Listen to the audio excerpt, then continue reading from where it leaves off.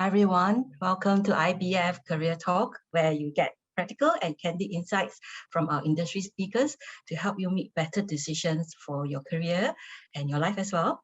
Hi, I'm Charlene from the Career Advisory Team at IBF Careers Connect. We are a small career services unit within IBF. Just a quick sharing background about us. So we are a small team, about probably 5 of us, where we are here to support financial service professionals, those who either have taken a career break or those who are within the industry, still looking for like new success in your career, and for those who are also looking to making entry into the banking finance sector. So today we'll be talking about what returners really need to prepare for their re-entry back to the corporate space. With our speaker, Ms. Soumee. She's really someone in my conversations as I get to know her before this talk, really someone who embraces a very growth mindset and in balancing her career and personal life. And I discovered that, she's really, other than her professional career in HR, where she's a strong advocate of diversity and inclusivity, she's also a working mom, like most people. She's also very passionate about bridging that creativity between business and HR and the world of arts and science. So if you are interested in Indian classical dance arts, I really encourage you to go Google her after the talk, okay? You will be really impressed with her pursuit on the area of arts. So for today's talk, okay, for those of you who would stay with us towards the end, all right, me and Soumee have actually prepared a resource kit for you so that you have something that you can take with you to work on your own reflection and the resources that you need. All right, so now it's time to welcome Soumee into our talk, all right, which is we are talking about returning to work. So what do I need, right? So she's gonna share with us from her personal basis, not representing EY, really very much from her vast experience in HR and interviewing thousands of people globally, managing so many returners program, right, Soumee? Right, so hi, Soumee. Say Hi, hi, everyone. Charlene. Hi. Thank you for inviting me, and it's my privilege to be here with you and spending this afternoon through a candid dialogue and sharing as much as I can. Right. Thanks for joining us. So we in our course of our work, we have also observed quite a fair bit that a lot of individuals who took a career break, returning to work after a career break can be really daunting. All right. I think regardless of whether the person is taking a 2-year break or a 20 years break, there's quite a lot to think of. And then for mid-careerists, there are probably more things to consider. Family, parents, children, and things like that. So can we share with our friends here? We have some 40 over of us here today. I think some of them will slowly come in. Maybe we can start slowly to share what are some of the most challenging issues facing these people when you've interviewed them, and what were some of the observations? Yeah. Sure. Charlene, I'll get started with the story. And this is one of my coaches that I worked with. And I'm going to not use her name, but Sonika is the way I would call her. She left her career before her kids were born as a marketing specialist. And she was clearly extremely dynamic. She had 2 kids and she had a break of around 6 years. When she started getting back, the challenges that she had was the digital marketing was in a completely different place, right? As a marketing professional, the world that she left and the world that she found herself back in was very different. So what I saw from her perspective and from many others who I coached, I would say there were a couple of things. One, learning was what she prioritized. Heading back, what was most important for her is where will I learn and where will I gain up my skills? Because you can learn in a training and you can go through some digital courses, but it doesn't give you the application, right? Like where have you applied that training? So that was one intent, that where will I get the chance of learning and applying that skill? The second piece was clearly about the motivation to rejoin. I think many applications are done, and then later you just like wondering that, can I really make this happen, right? And we've had, from an employer perspective, I remember we made an offer to somebody who's brilliant, and then she had to reject the offer because she wasn't really prepared. So I think motivation to join and mental readiness of the right timing and how you go about it is the other battle that I've seen many go through, both from a coaching perspective as well as from a hiring perspective, as a challenge. So learning, I would say, is one. Motivation to really, what's your motivation, why you're rejoining, and how you go about that.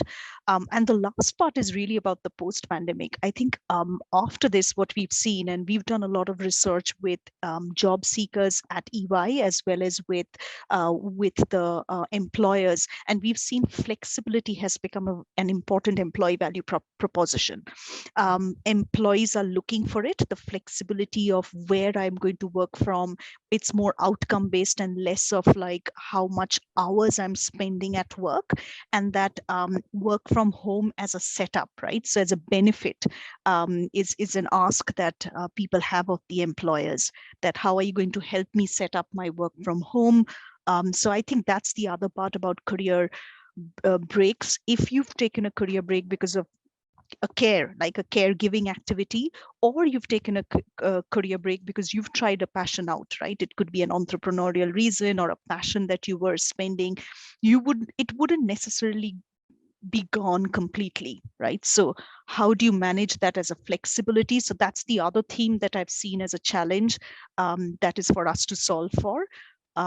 Yeah, so those are some of the key highlights, I would say, that we work with on a regular basis. Right. Yeah, and I think those are really very relevant key pointers, like in terms of how ready they are in terms of their learning because of the gap that they've taken, right? And I hear that also their motivations really it shows through the learning that they take to prepare, because the gaps is evident, is there. And over the past 2 years, thanks to COVID, technology also have moved really by in breakneck speed, in a way that remote work is really the norm. So if you were to say that you're not comfortable using Zoom or collaborative platforms for discussions and all that, then it will be something that will kind of put a damper, right, in the from the hiring manager perspective. And also the flexibility, that the willingness to be able to put in place certain plans, right? What are some of the examples that you have observed, right? Those who have issues, challenges with flexibility, like are they because of childcare issues, or is it, how is it like, those that you have seen? Yeah, no, Shalin, a really important question, because I think what happens after the rejoining the workforce is your life, your day in the life changes, right? Yeah. And how you see your support is important. So I have seen a lot of in discussions around, well, it didn't work out because my childcare facility was not necessarily available, right? Or the person I had organized to will take care is no longer available. So support, that whole village that you basically need as a support from in order to go out. I have seen personally for myself that over capacity, or having more than one backup is important, but not everybody has that chance of looking at family, childcare, school, teachers, nannies, right? And also different people might have different kinds of needs, right? So it's not always the same situation. So I think that just ensuring that what will support your career decision, and if you are back for part-time, then you're focused on that and you're very clear about it and you're upfront about it, that look, I still have this challenge, I really want to, my goal is to upskill myself, and my goal is to ultimately come back to the workforce, but right now I'm ready for part-time. That's also fair enough, because you're being upfront, honest, and you're presenting yourself for something that is fit for purpose at that point in time. Right. So that's how I would want to probably rethink, if I were to give an advice to myself or anybody back in from a coaching perspective. We would want to be upfront and think through the support that you have, and accordingly sign up and focus the search on. Right, right. And when you mentioned about flexibility, I thought this is a interesting point where we can cover different parts of it, other than the very practical care that an individual will face if they will be looking at returning back to work. What about that flexibility in terms of also the diversity of the corporate space, the different kind of age of colleagues that we're going to be facing, and also in terms of that issues with in terms of communicating and also negotiating for support, understanding for a mom or an individual who has settled with parents' care kind of thing. Sherlyn, that's a beautiful question, because often we realize when you come into after the career break, you're probably one of the few people in the team with a similar background, right? Right. And if you're the only one, it's a bit of the empathetic view. People can be sympathetic, but empathy is harder, right? So one thing I would say is speak up and let it be known. And I think some of the questions are, say, hey, let's go for lunch and let's stay back late to do the work, right? And you might be wondering that, look, I really have to go and pick up my child at 6 p.m. from the childcare. It's going to shut down. It's not going to work, right? So we see some of those dissonance. And if you're the only one person saying no, then it becomes a bit of an in-group, out-group, right? So back to your diversity, how do you belong? How do you get included into your work, into the workforce, your team members? I think it's important. The self-care is extremely important, and speaking up, because that helps two ways. It helps you create those boundaries, and for you to balance, and it also helps the other person understand you, that let's probably think of a different way. Let's probably see if we, because this person is here at 7 a.m. after the child care opens up, right? Let's probably pack in a breakfast meeting before we get started, right? So people start doing things inclusively if they know what's where you come from. So don't Yes. be shy to say what works better for you, because inclusion is it's not about the time, but it's a choice that you're making, that I really want to spend time with you, but lunch, I really want to work through this because I need to head out at 6. Right, right. And finding that right conversation, striking that openness with the next career or the next company would really be helpful for someone who is looking at overcome this. Because a lot of time, because sometimes when an individual's been out from the space, there's a lot of concern whether are we seen as being like too shy Yeah. to mix up with people and things like that, or to get along and to get to know my colleagues. I'm torn between wanting to bond with my colleague and as well as caring for my family, picking up my kids. But I do like the point you mentioned that about self-care. Yeah, because I think in returning back to work, one of the things that is always on a balancing mode is about balancing with self-care and also time to bond with your colleague, because you need to give yourself time to assimilate back to the workspace and also be able to attend. So I guess it's always about a balancing act, I think, for individuals, especially moms, to be able to find someone to maybe for a certain day to pick the kid, then you can have that bonding time with your colleague. Am I right? Absolutely. You actually touched on 2 points. One is networking, the shyness that you talked about, and I'll address that in a bit. But self-care, just to wrap that up, self-care is an important attribute to have the confidence that I know that you will be able to do the job, because we kind of associate, if you can take care of yourself, you can also, a person who cares for self can also take care of the work, right? So Right. it's a part of impression management, but it's important that you don't necessarily and stress is important for others to know as well. If you're going through a stress, you do let your manager know, your HR know, whoever is part of the professional support group. You should definitely speak about that. But self-care also means that if you take care of your own learning, speak up for what makes sense for you, create those boundaries. It shows that you're on top of your time, right, and your energy. um, I think the networking is the other one. And Sherlyn, is it a good time to talk about that? Because I think Yeah, it's a yeah. I key. think.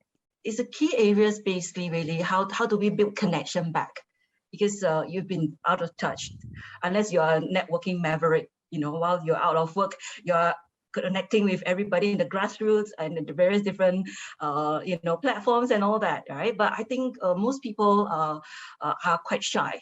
And when they focus on taking a career break to focus on their family, most of the time they're pretty focused on that role, that responsibility that they have to fulfill. So what's your take about networking? I mean, for people like them. It's one of those underestimated attributes that networking is so powerful, right? Throughout my career, I think one thing I always do when I hire is to ask one person who knows that person and has worked with them, right? And that reference is very critical to me. The reason that reference comes from networking, right? And sometimes the networking is not just about go there and send a LinkedIn invite, because LinkedIn invite is just a connect. I follow you, I go through what you do, but networking is really that connect, the real connect. And I've also found that it's much more useful when you're so LinkedIn Connect is more like the business card exchange, right? And the business card doesn't get exchanged if you've not met. So that's how I see it. And if you don't have access, because one of the challenges of networking if you're on a break is you're not necessarily meeting your professionals, right? You're probably just meeting people in the parents teacher meeting or in the elder care or in hospitals of so you're meeting a very different group. I would say that try and see if you can find yourself in some of the networking sessions like say Toastmasters, right? So you go there and you speak and you meet a few other entrepreneurs. Some of these are set up for the purpose of networking. I've been part of a coaching network group where there would be also HR. We have our own network group. There are networks on human resources professionals. And while we have a certification and IHRP, but we also have a WhatsApp group and we also have socials, right? So some of these are important that make time to go for those. If you have some kind of a certificate or some part of a campus, you could just go there and meet up. Yeah, so Linda, thanks for asking that question. I was part of the ICA group, but I didn't have the time to ever show up in any of the networking. But I think what's important is each of us have a certain line or a certain skill set that we are trying to develop. And if you're short of networking, I would say go and attend, because if you meet even 10 people and those 10 people are people who can put you in touch with somebody who you can connect with, that would be wonderful. I tend to get a lot of my networking out of my EY network, my my employer networks. So there's a women's council that I'm part of. I actively participate in those events, and some of that helps me keep me connecting me onto somebody else. The power of the connection is very important in any career conversation. Indeed, I agree with you thoroughly, Soumee. Really, I think networking, of course, not limiting to just LinkedIn, but LinkedIn, it's just such a good starting point, I feel. Yeah, where people, like you mentioned, be part of some networking group or Toastmaster club or maybe even IBF virtual fair, because I have experience where some of our candidates, they learned the art of networking through the employers booth that they have, because it's almost like an elevated pitch kind of thing. Sorry about that. Yeah, and I was just wondering if we could possibly, we have some question in the Q&A, and perhaps maybe, and it's also talking about LinkedIn and about how to return back. So we have Harish over here, was this question about having taken a career break, how does one actually make it known within our network, LinkedIn network, all right, that we are looking to come back, because it appears to some of his observation that this is very commonly practiced in other parts of the world, but not in Singapore. Yeah. So what would your advice be for that? Sure, I'll get started, but Adrian, maybe you want to jump in. So what I've seen is LinkedIn has started a career break as one of the features. And what's great about people like me who are looking to tap into that untapped talent pool, because we started with my ex-company, we started a returnship program, and it was so hard. None of the channels gave us access. And I remember coming to IBF and looking for your profiles. Do you have people who have had career breaks? Because we are particularly looking for that. So LinkedIn now has a feature which allows you to put in your career breaks. And what that teaches us is you're learning from your life experience. And I think there are other questions, that there are different reasons why you've taken a break. Some of those are quite crucial because you are talking about an adversity that none of us have gone through. You are talking about a life experience and a lesson that you've learned that none of us have here.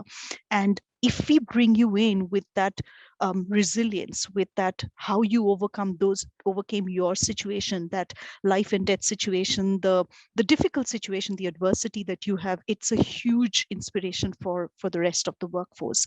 So having a little bit of like mention of that, we have this concept of we are looking for people who bring their whole self to work. And if you can apply your life's lessons at work, nothing like it. So over to you. I don't know if Adrian, you would like to jump in.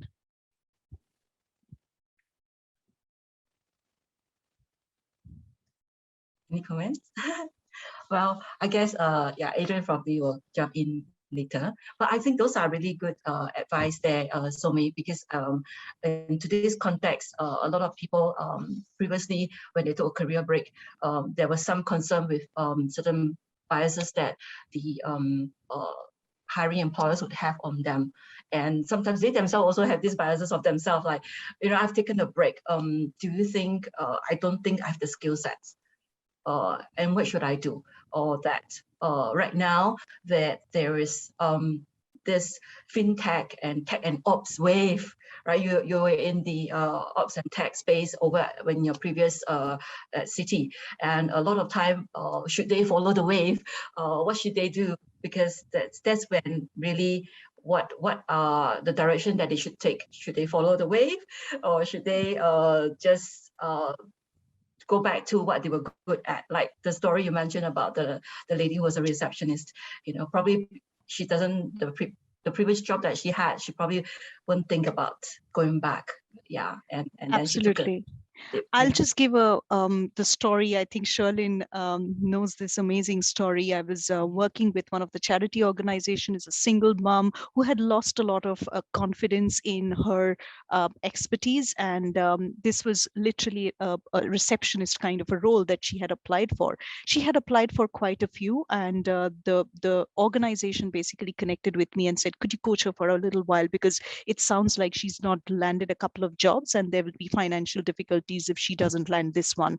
And it's a really nice, a good opportunity. And if you land an interview, you know you're almost 50% there, right? So it's a really important opportunity. So we did one sitting with her, and one of the things that came out was, when I met her, she's amazingly, her energy is amazing, right? And she has this, like, she lights up your first few minutes, and that's what I really enjoyed. I just had a chat with her. It wasn't a mock interview. We just chatted. We said she's got 3 kids. She's been really trying to bring them up, and that's why she didn't really have the time to go back and search for the job. It's been a tough time for her.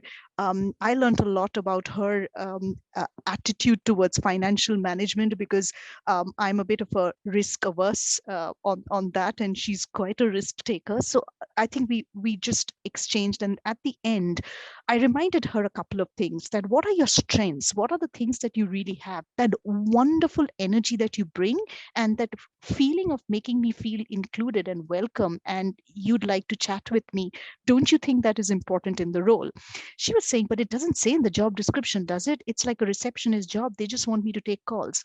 So I wanted her to understand that job descriptions and what's written is not necessarily all that the hiring managers are looking for. and you've got an extraordinary strength that not many of us have. We can't really make it such a big welcome in the moment zero, but you've got that extraordinary ability. So we just rehearsed the first 1 minute of her interview. I said that don't worry about the rest, be open, but I want that first 1 minute to have the confidence of you. So we practiced on bringing in confidence in the first 1 minute and bringing her best out, which is really her energy, that demeanor that she has, the attitude she has. And then we worked on, there are gaps, right? There are clearly gaps that she's probably not done a whole lot of digital. There was a bit of like computer, but there was an application that they keyed things in. She may not be the fastest at it, but she has the aptitude to learn. What has she done to kind of say she can learn new skills? The interview went off. I think I got a call later from the charity organization. They called me up and they said, Soumee, she has landed the job. It was one of the best experiences ever, because if you notice, what we worked on was confidence and humility. Confidence is what the first 5 minutes of the interview we know is very important, but that makes one thing that I reminded Hannah was, in that interview, both of you have the same goal. You want a job and they want to offer someone. So the goal is the same. Let's start as equals and show your best in the first 1 minute, because the rest of it will come through. And that gave her a really nice, confident opening. And later, when she brought in the humility of what she doesn't know, what her gaps are, and she was honest, she still landed the job. So that's something I just wanted to bring up, that I think it's important to bring your extraordinary, your strength in, because everybody's unique. And I can't believe that you don't have at least one thing that you're proud of, and make that as part of your opening. It helps everyone and it puts your best foot forward. Right. I think that's a great story about this candidate that you have, and someone who really, through a lot of encouragement and support, from you. I think it's similar to how over here at IPF Career Advisory team here. So we also do quite a lot of support care as well for individuals who have lost their confidence. And I do agree with you. It's really about giving them the confidence to express what's unique about themselves, how they come in and shine the room, for the receptionist roles like that. It's really about that light bulb, that the air of positivity that they bring to the space that they be in. And a lot of times, other than the skill sets that they will bring with them, which they will probably prepare themselves and acquire before going into job search and all that. And I think now we have actually another question here. There is someone who's asking about the social stigma with regards to having taken a career break, sometimes due to certain issues like physical or mental. How should one actually address it with employers? How truthful should they be, and how should they present it? Yeah. It's a really nice question, and I have seen that some late diagnosis also of mental conditions make a lot of people be wary that if I talk about it in my interview, or if I let my recruiting manager know, will that be a discrimination against my candidature? One thing let me say is, once you are at least, I mean, if you've applied and if you've gotten an interview, clearly you're qualified, right? And if you're qualified, it's important to be candid and talk about this, because it makes you extraordinary. And the adversity that you have gone through is something that actually nobody else has. It makes you quite unique. We keep talking about applying life experiences to work, right? And some of these are special situations and adversity that nobody else has. And when the company is in trouble, let me tell you, this is where some of the best advice comes from, or the best resilience comes from, or the best way of dealing with it comes from. So we do want to ensure that diversity of workforce actually includes this. Then I'm going to touch on the mental health issue as well. Many such diagnosis happens later, and when there's a bit of dilemma, do I divulge it? Like if you go through an illness kind of a break. But if it's a mental health, do I apply for it? Do I let everyone know about it? Again, there are benefits actually of being disclosing it. One, you get support, and two, it's an important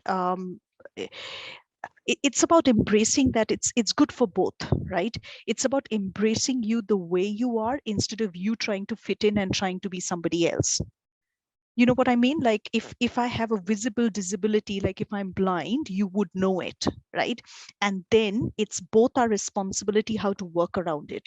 How do I ensure that you have access to the information I have in a way that your eyesight is not coming in the way? And it's also my job to give feedback that, look, I still can't see. Soumee, can you help me? Because can you tell me what was in the document? Because this is not giving me the full picture. I ask questions. So it's both our responsibility to work around that disability. It's much easier when it's a visible disability, which is a physical condition, but it gets harder when it's a mental condition. And I think we need to work around it. It's embracing inclusive workforce and embracing inclusive styles of management requires both sides to be transparent and open and give each other feedback. So I would really say that, I mean, there's amazing, tremendous positive, I guess, today with the PWD, the persons with disability, the kind of support that we see both from an employer side, on the benefit side, the government, the nation, and the opportunities. So I think it's progressing. We are definitely not there. We can't really say we are heavily inclusive as an employer in every single company, but everybody's looking to be there. So demand it, expect it, and put that out upfront, because it just helps us progress faster. Right. I think that's really spot on, really, and understanding that this space is progressive and is progressing, because the inclusivity and also the openness to mental wellness. I see a lot of MNCs advocating mental wellness within their HR team and having them being wellness advocate. And a lot of this work are already being work in progress. I wouldn't say, like, I agree with you, Soumee, that it's something that it can be fixed as a single bullet solution, because it is something that is will take time for the hiring team and also the HR to work together. And I really like what you mentioned about that openness and being transparent, the transparency part of things, because it's only when that you are open and being very practical about things, and being also approaching it like a co-partnership kind of thing, because it takes two hands to clap, like what you mentioned, Soumee. And a lot of time, people always thought that, oh, it's just me, you know, I have a mental issue. So, you know, it's not the other side, but actually, there's a lot of already things that's happening in the pipeline, or already with a lot of organizations such as EY and many others who are embracing this diversity and exclusivity initiative. So I won't say that you should give up. I would encourage you to keep trying, and if you need help, support, care, approach your IBF career advisor or any other career services center that could help you to build your confidence muscle and also your job search skills. That would be helpful for you. Yeah, and I think we have Loy who is asking about the other aspect of it, that she's actually someone have taken a career break and have been sending out a lot of application, I suppose, and she's wondering how does she break through, with a lot of firms saying that they embrace that diversity, inclusivity. How does one make sure that they fulfill most of the checklists? What is it like from the hiring perspective? Would you be able to share? Yes, Sherlyn, I think, Loy, your question is actually common to any job seeker. Many of them have that question that, look, I've been applying and I have gone through that stage at some stages myself, like applied, but nobody replies to me, right? So what I'm quite happy to see today, and I think later Sherlyn will share with you, there is a directory of companies who have a separate channel for career breaks. So many companies are separately, because channels are different channels, right? There's a headhunting channel, there are direct application channels, there are employee referral channels, there's campus channel. So these are the various channels through which applications come in, and many recruiters have a usual way of working, and there are ways of screening. So there are some special channels that companies are thoughtfully putting up, and you will get to see who those companies are. And I know that EY is also working towards that, to have a separate channel on, in terms of not going through the same kind of a screening, but looking for people who have that break. But apart from that channel piece, I would say that just as a way of application, I sometimes find that multiple channels help. What does that mean? You've spotted a job on LinkedIn, you probably have saved that job, you've made the application, you find somebody else who you know from that company, go and tap and see whether the person would like to refer. If you know the hiring manager, because sometimes they write about it, go and put in a little word there saying that, hey, these are some of the things that I'd really love to catch up with you. Would you be willing to give me 5 minutes so that you can screen my candidature? So any multi-channel approach just increases your chances of being a little more higher up on that shortlisting phase. So that's all I would say. That though your question is actually similar to many job seekers who go through a certain channel, but the most powerful one as employer, I would say our best channel is employee referral. All the employees, and EY has many employees here. That's our amazing channel. If somebody brings in their friends and puts in a word to us saying that, could you and everybody knows a recruiter, right? Because they've come in through that channel. It always works because we prioritize that. Clearly it's a promoter, right? Like you're promoting a workplace, and it's a two-way assessment. You've also applied because you know somebody in the system, and we have somebody to get that reference from. Thank you very much, Soumee. Thanks for covering that very well. And I think a lot of time we also need to also be in touch with certain partners out there in this return to work ecosystem. I understand that over here at IBF, we don't proclaim to be the returner expert because we also understand that there are other partners out there in these ecosystems like Moms at Work. There are other schemes like work career trial and stuff like that. And on top of that, of course, some of the MNCs that we have come across, they have a returner program. It's just that they don't run it at a specific time of the year. So you need to check out their individual website to be able to really keep abreast of when is the next intake. For that matter. Of course, there are many other options as well to support you returning back to this corporate space. And next question that we have, Soumee, would you like to look at it? It's actually by Linda. She's saying that, so she's saying that taking a break, not really well accepted, and even with a very illustrious resume and all the important evidence being pulled in, but unfortunately unconscious bias still exists, and this is one of the challenges. How does one overcome this unconscious bias? So maybe Soumee, you want to share, and if Adrian is ready, Adrian, you can chime in. Yeah, it's a really difficult one, Linda, because like you said, all of us have unconscious bias, right? And when it plays up, it's unconscious, so you can't even have a opening conversation with that person, right? Because it's a bias. What I would do in such a situation is really work around it, because clearly I get your point that some people are just looking for a certain years of experience, and if you're short of it, or and let me just bring up a concept that I've usually seen: internship versus returnship, right? Many of the recruiters have view that if you're joining a particular role as without any experience, right? So no experience in that particular role, they tend to see you as an intern, right? What that internship means is you're going to be like a fresh graduate. You're going to come in, you're going to spend all your hours thinking and working and living it with that job. But when you're returning, you're actually quite seasoned. You're seasoned in a different place, but today you're learning a new skill.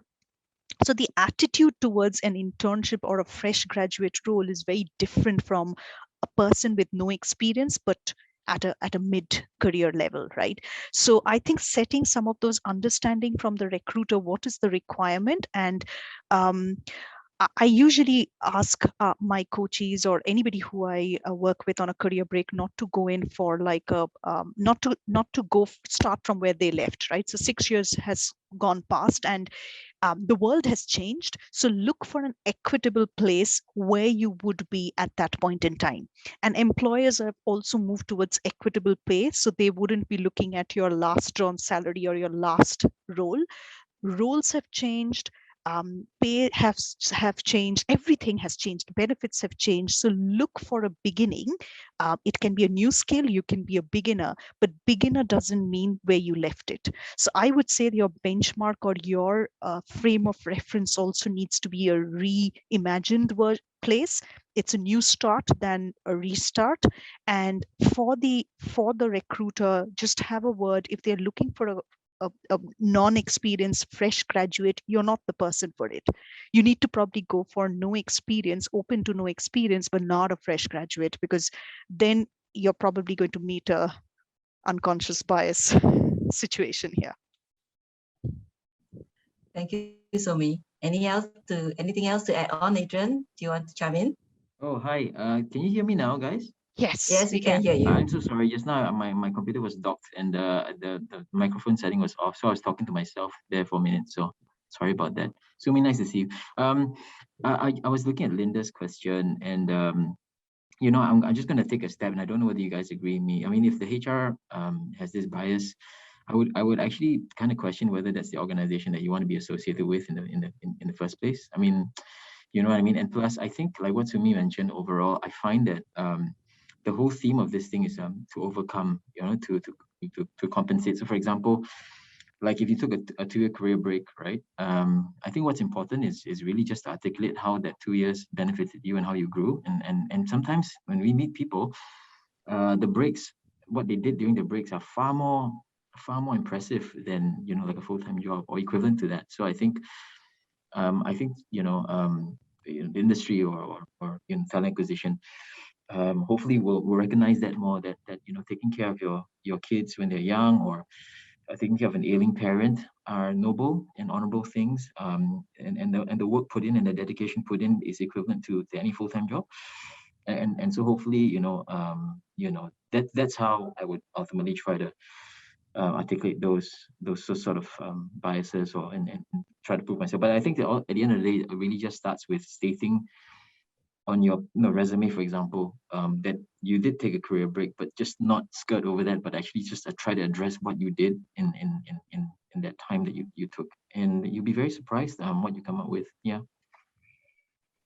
Wow, great. We have to have two very, very sharp and on point perspective. One, I really like what Soumee shared about being in the equity space. Really start on that space that present your true value, I feel, really where you are and not where you are lacking. Because when you start from a point where you are lacking, you are going lower. And when you present yourself, that whole energy just doesn't flow through anymore.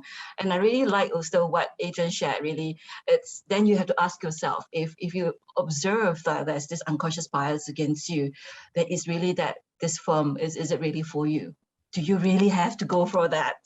Or maybe like I think Guillermo has this question, he's taken a 2-year career break. Okay, should he still focus really then about looking at opportunities within the sector that he's looking at? Maybe I'm just thinking, I don't know him, all right, but I'm thinking that for someone who is getting this bottleneck, that they have tried always getting really tired of writing resumes, cover letters, attending interviews, then what should we do next? I mean, what are some of your thoughts, Soumee? I mean, you've probably encountered some of these cases as well, where people have just tried always, and what else do you think they can do, or what other options you feel that they could try to achieve some breakthrough in their job search? Yeah, I'll probably just address the question there, where I think he has put in that twice in the interview. The question was asked, why has it taken you so long to find another job?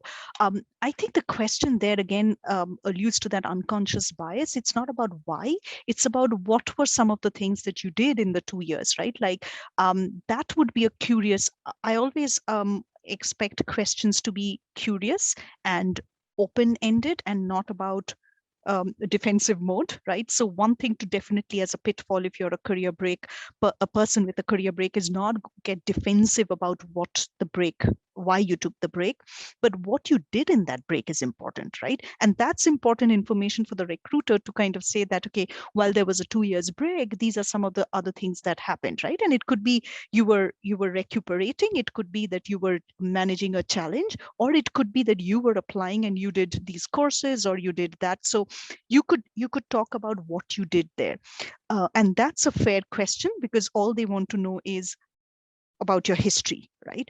So I think it's important to demand, like Adrian said, a level of respect and a level of accountability of the data that the recruiter is looking for is helpful for the application. So you do not need to answer why, but you do need to answer what happened in the 2 years.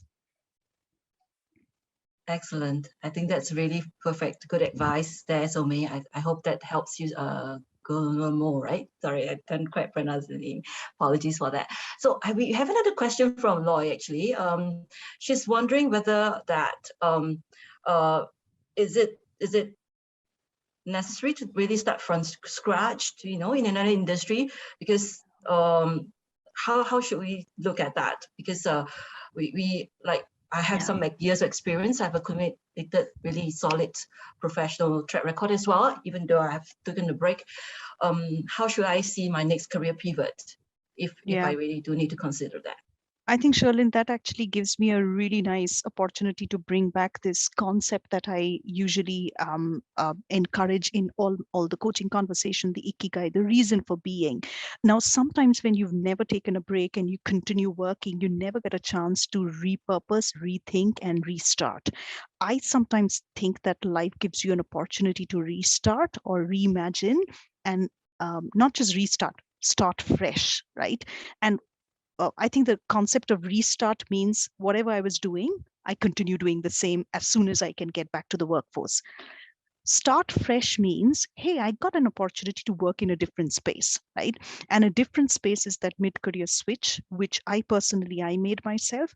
And I would say that an example of that is, say, sustainability, the green jobs, right? Nobody's done that.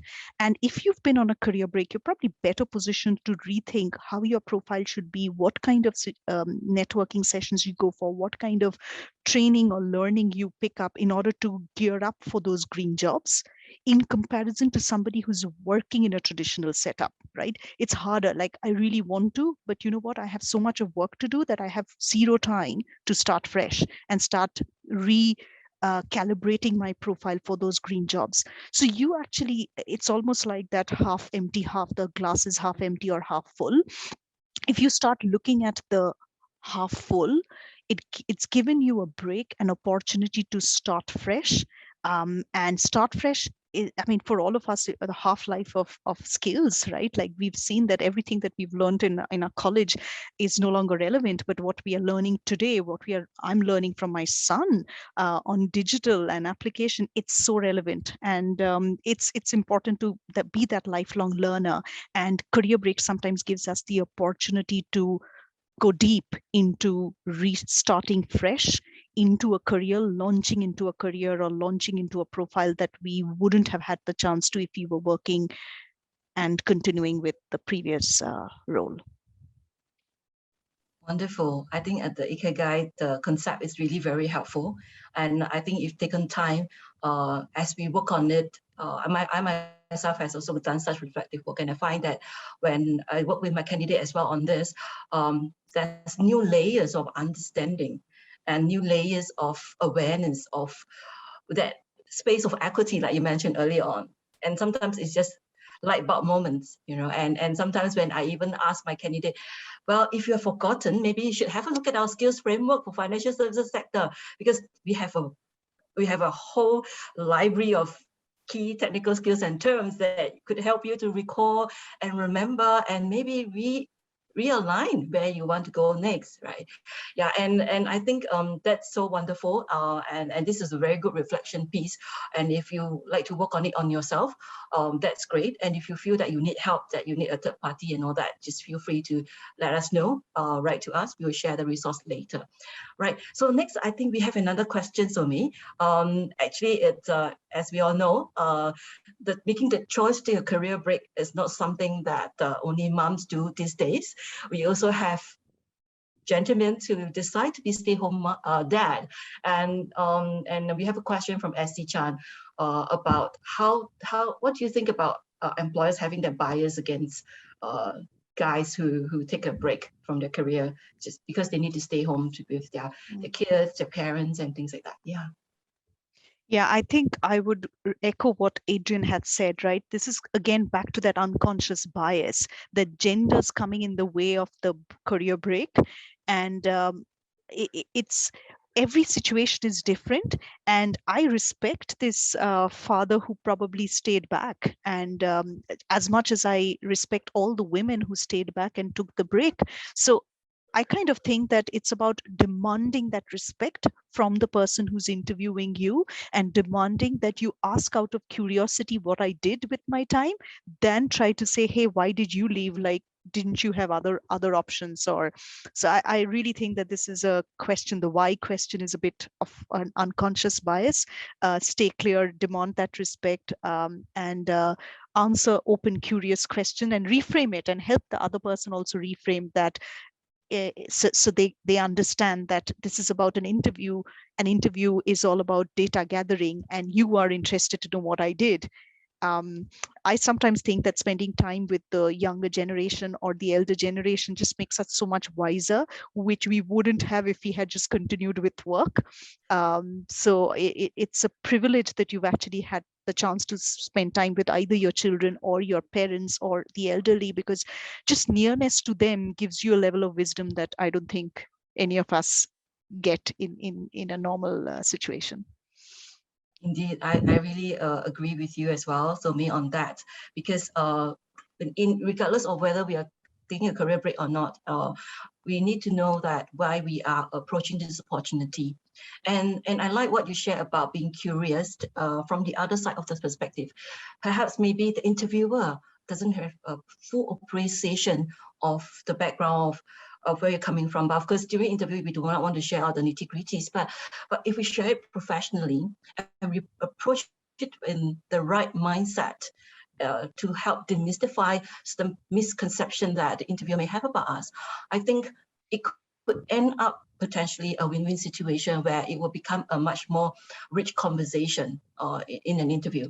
I mean, of course, both myself and Soumee, we are not genie in the bottle. We cannot see what's gonna, whether it will lead to a job offer. But we feel that I think overall throughout this conversation that we have in almost an hour already, so many time flies.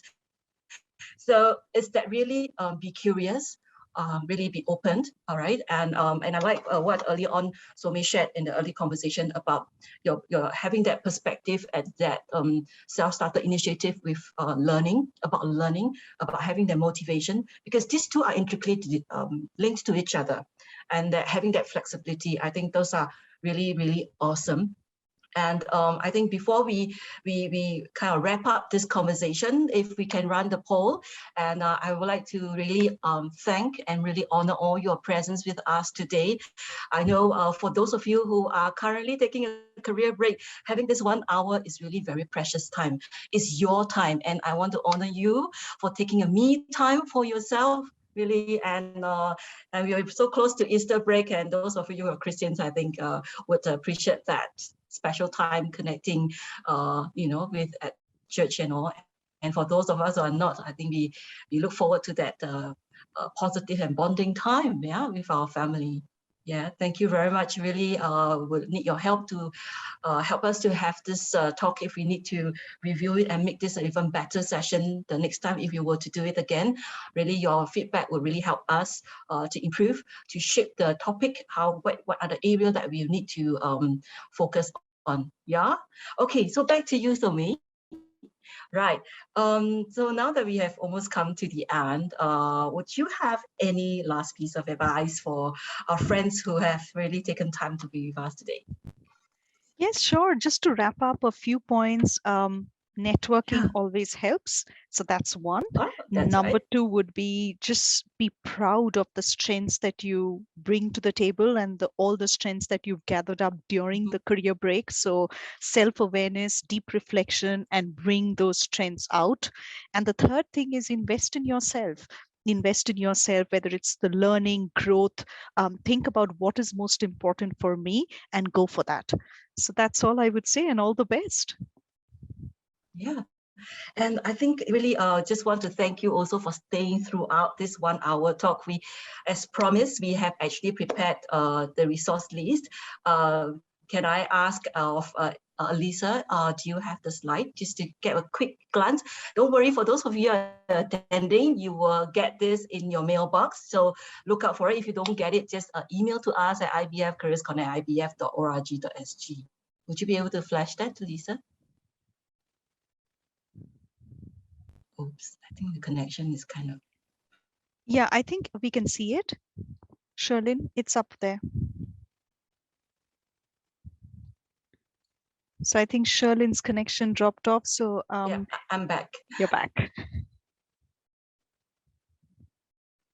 These are the resources. Okay, you can either take a quick screenshot of it with your phone, or you can wait for our mail. All right, and the next slide, please. Okay, so here you go. This is our email address. So if you need help with your career plan, you're pondering if it's time to take action for your career, do write to us. All right, we help individuals who are within the financial services space, as well as for those who are interested to gain entry into it. So of course, there's many roads that leads to Rome. So have a chat with us. We don't bite. All our career advisors are super awesome people. You've heard from Adrian just now. Love his voice, right? He's one of my idol. So, and of course, we have many, many interesting superheroes out there in our team. Okay, so we are really here to hope to give you some perspective and for you to really be empowered to take your own action that you want for your next career.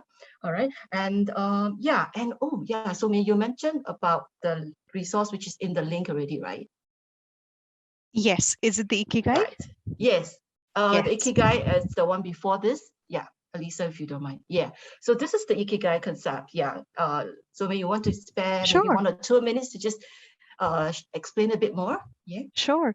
A little gift for you, and I know some of you are probably familiar with it. It's a Japanese concept. It means a reason for being, and this helped me a lot during my maternity break. What I would do is it helped me rethink what is it that I'd like to do when I'm back. What are the new things that I'd like to start, stop, continue? And this was my little frame.